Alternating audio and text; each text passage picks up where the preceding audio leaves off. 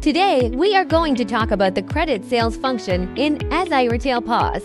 Before making a credit sale, we need to input the customer's details. On the EzyRetail POS main screen, scroll down to find customer and tap on it.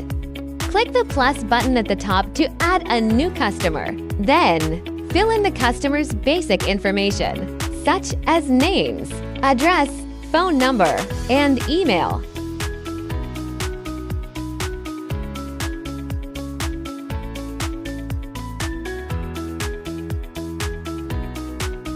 You can also click the My Invoice button to scan the customer's My Tax QR code for faster data entry.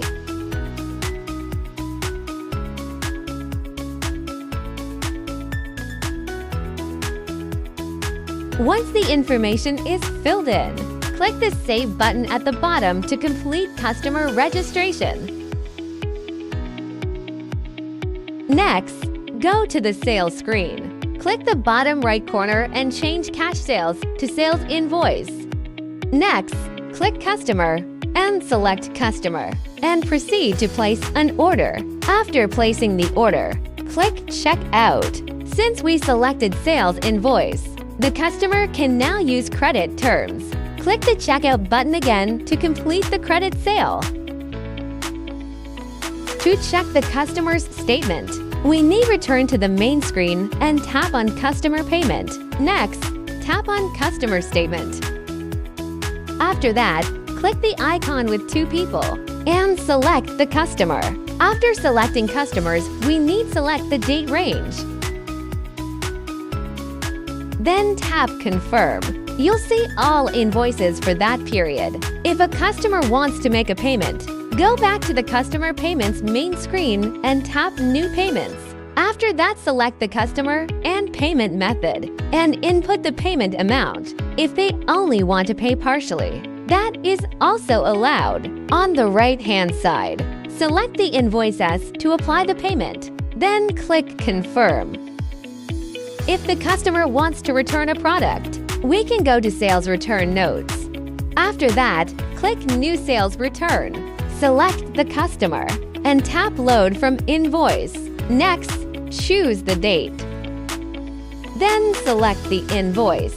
Swipe left on the item to return. Tap the red button. Enter the return quantity. Then click Confirm. After that, we click Confirm again. Then the function returned product was successfully. There's also a second way to return items. First, we go to the sales screen, select the customer, and switch to Sales Invoice, and select the product. Tap Checkout and choose Sales Return. You can either return from the menu or select from a previous invoice bottom left. Swipe left on the item you want to return. Click the red Return button. Enter the quantity to return and click the gray button. The subtotal will reflect the return. If the customer made a payment, we can select the refund method. If not, the system will deduct the return amount automatically. The balance amount will show what the customer still owes. Click the bottom right button to complete the process. Lastly, to view the credit sales report, go to Document Listings from the main screen. First, select the date and choose Invoice Document Listings. Then click Apply. As you can see the invoices from the selected date. If you want to export the report, click the folder icon on the right. Select the folder location and click Save. If you want to view return reports, we need select Sales Return Document Listing and click Apply.